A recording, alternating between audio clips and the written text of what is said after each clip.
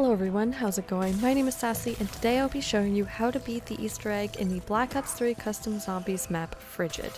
I will be making a separate video on how to get all the wonder weapons, so subscribe if you're interested. So without further ado, let's get into it. The first thing you need to do is turn on power. The switch for power can be found in the control room with the projector.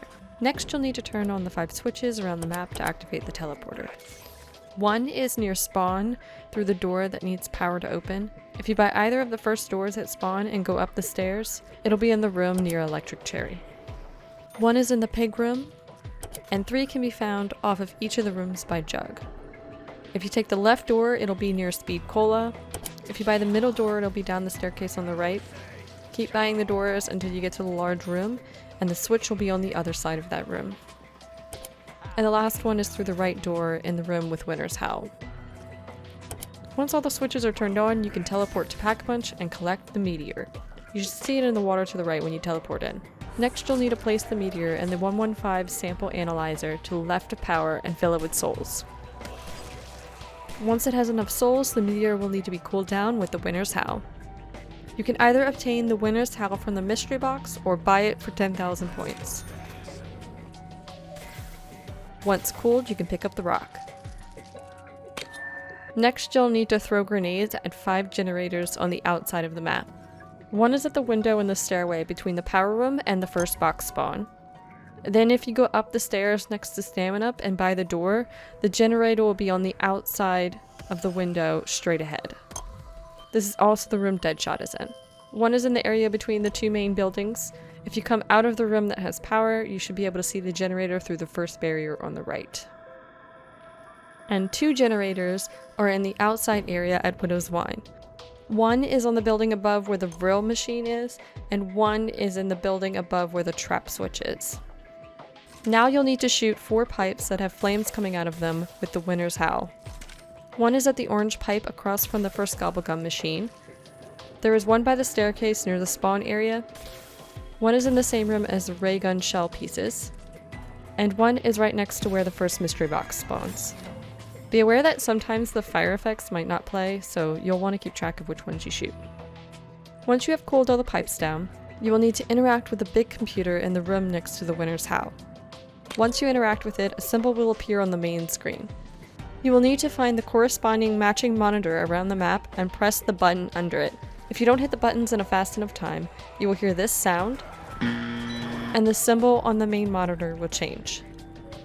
You will need to correctly hit 3 buttons to complete this task.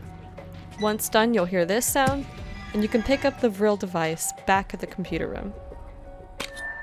Now you will need to collect souls for the Vril device. Go to the outside area where Widow's Wine is and place the Vril device on the machine near the gobblegums.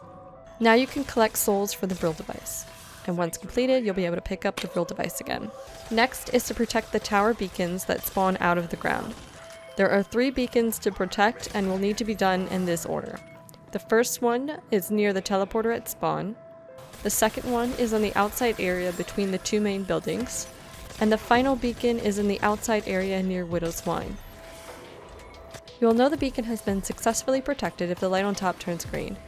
And if you fail to protect it, you'll have to redo that beacon. Once done, a gold floating ball will spawn outside near the gate. Shoot the ball and it will start making its way to the teleporter, stopping at various locations along the way. You will need to shoot the ball again to get it to continue moving. If you lose track of the ball, here are the locations it stops at. Above the door to the left in the area with Jug. Next to the trap switch, right outside the building containing power. On the table next to the projector screen, right across from the power switch. On the computer table across from the yellow soul collecting TV. In the hallway on top of the blue tarp. On the crate across from the first gobblegum machine. And the last spot is on the orange pipe near the ceiling in the room next to Quick Revive. Before shooting this last spot, make sure the teleporter is not active. Otherwise, the game will glitch out and you won't be able to teleport to the boss. Whenever you're ready to take the boss, take the teleporter. The first step in the boss battle is to collect souls. Once you've finished collecting souls, you'll be able to place the Vril device on the circular slab at the pyramid. This will cause the pyramid to open up, revealing the alien boss. You will need to shoot him to defeat him. At one point he'll start using a shield. You can remove his shield by either interacting with one of the computer panels in the corner, or you can do like I did and use a thunder gun. I definitely recommend having a thunder gun. It made the boss battle a hell of a lot easier. Defeat him and you'll be teleported back to spawn. You will now be able to retrieve the ice version of the 1-inch punch from the challenge box at Pack-a-Punch. And that's it. I will be doing more Easter egg videos in the future, so subscribe if you're interested, leave me a comment if you have any questions, and don't forget to like this video if you found it helpful. And I'll see you guys in the next one. Bye!